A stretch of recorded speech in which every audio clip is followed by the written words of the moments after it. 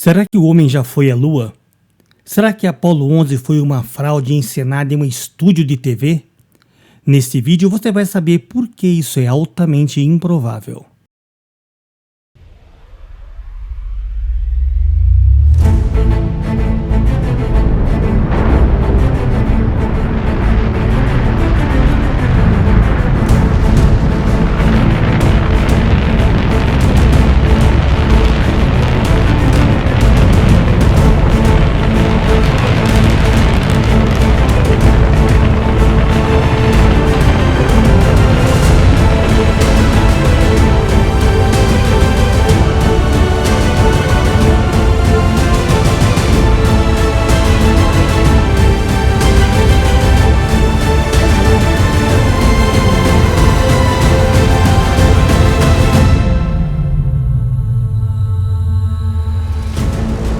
Houston, Roger, we copy and we're standing by for your TEV.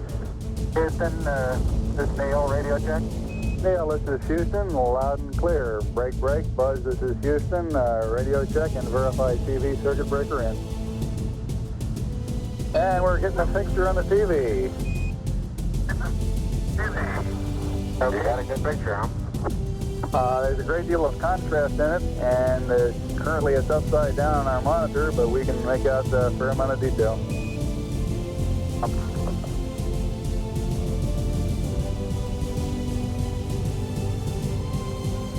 I'm going to step off the limb now.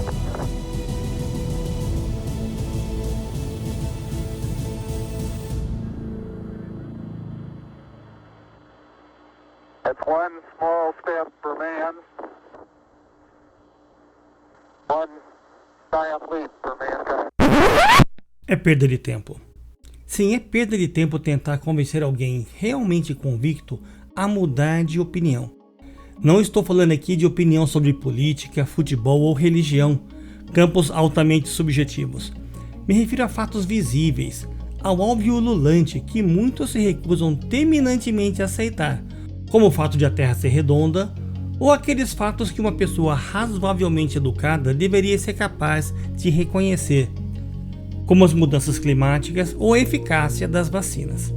Muitas pessoas preferem acreditar em conspirações rebuscadas, complicadas e sem muito sentido, a aceitar os fatos como são.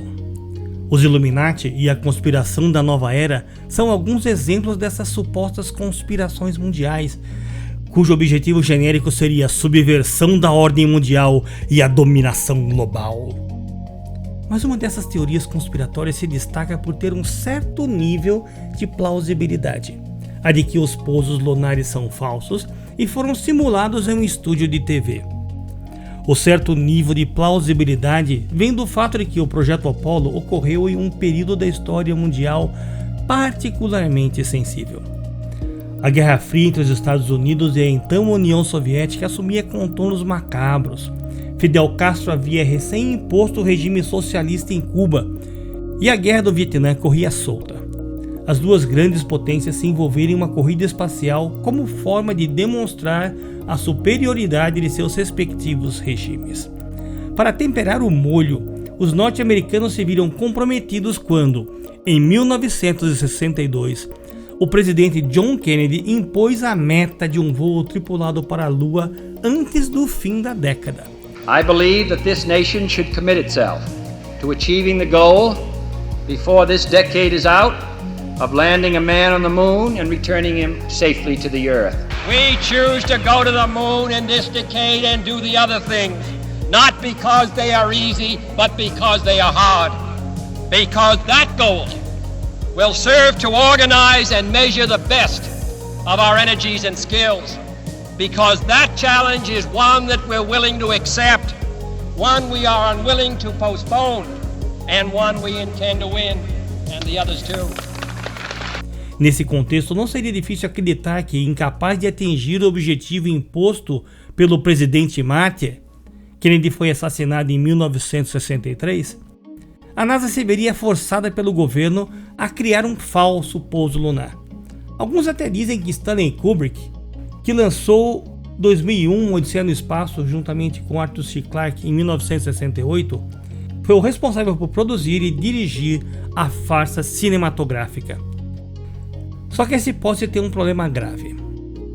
Hoje, 20 anos depois da época em que se passa a história do filme 2001, estamos tão acostumados com efeitos visuais extremamente sofisticados no cinema, TV e internet, que as pessoas tendem a aceitar isso como normal. Mas basta assistirmos algum filme mais antigo, como Star Wars: Uma Nova Esperança, para nos darmos conta de que nem sempre foi assim. Se considerarmos que Star Wars foi um divisor de águas em termos de efeitos especiais no cinema, percebemos que o avanço da tecnologia de imagem entre 1976 e 2021 é ainda mais gritante. 2001, que foi lançado em 1968, foi um filme muito bem produzido, mas muito inferior em termos de efeitos especiais quando comparado com Star Wars. O fato é que, em 1969, ano do lançamento da Apollo 11, não existia tecnologia de cinema capaz de simular com perfeição o pouso lunar de Armstrong e Aldrin, o qual foi transmitido diretamente da Lua continuamente por 143 minutos sem interrupção. Mesmo hoje em dia, com todos os recursos de edição de vídeo de que dispomos, para cada minuto de vídeo acabado são aproximadamente 2 horas de trabalho de edição. Isso sem adicionar nenhum efeito especial. Se a NASA dispusesse de um software de edição como Adobe Premiere ou DaVinci Resolve, levaria 17.160 minutos ou 286 horas para editar essa sequência. Isso assumindo que a NASA dispusesse de computadores tão rápidos como os que temos hoje, o que nós sabemos não ser o caso. Usando os recursos de edição da época, esse trabalho levaria anos, talvez décadas. É claro que esse trabalho poderia ser dividido entre várias pessoas, mas eu imagino que a NASA teria que ter mais editores de imagem do que engenheiros e técnicos na folha de pagamento. Para piorar ainda mais a situação, os negacionistas afirmam que, para simular os movimentos dos astronautas na Lua, foi usado o efeito de câmera lenta. Se foi esse o caso, para produzir 143 minutos de simulação lunar, seriam necessários pelo menos 430 minutos de vídeo, o que tornaria o trabalho virtualmente impossível para a tecnologia da época. Nem sequer existiam mídias grandes o bastante para armazenar mais de 7 horas de vídeo contínuo. Notem que eu estou falando apenas da parte de edição de vídeo. Some-se a isso cenários ultra realistas, figurino, iluminação, roteiro, efeitos visuais e de áudio e, é claro, atores. Não sei se Neil Armstrong ou Buzz Aldrin eram atores tão bons assim. Afinal, eles eram engenheiros e pilotos de prova, não atores profissionais. Pode-se alegar que eles poderiam ser substituídos por dublês, afinal eles estavam de capacete o tempo todo, mas isso adicionaria mais um complicador. Imaginem fazer tudo isso em segredo e manter esse segredo por mais de 50 anos sem que ninguém desse com a língua nos dentes. Nem a poderosa NSA, a Agência Americana de Inteligência, que é um eufemismo para espionagem, teve o poder de manter Edward Snowden de bico fechado. Some-se a tudo isso o fato de que a NASA realmente estava desenvolvendo foguetes e toda a infraestrutura do lançamento. Milhares de pessoas presenciaram os lançamentos e bilhões assistiram pela TV em vários países, inclusive a União Soviética.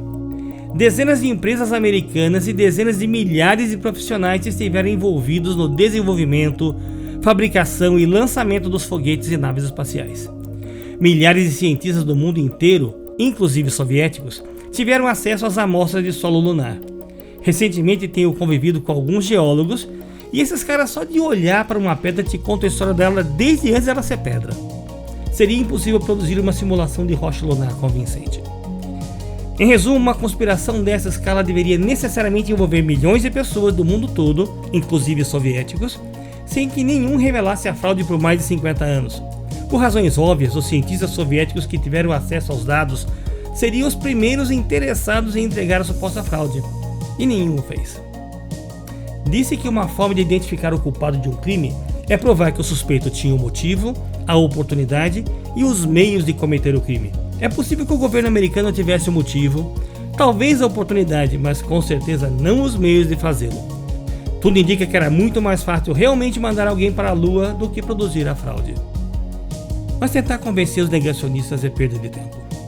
Deixe o seu comentário e se você gostou, Deixe o seu like e compartilhe com seus amigos. Obrigado.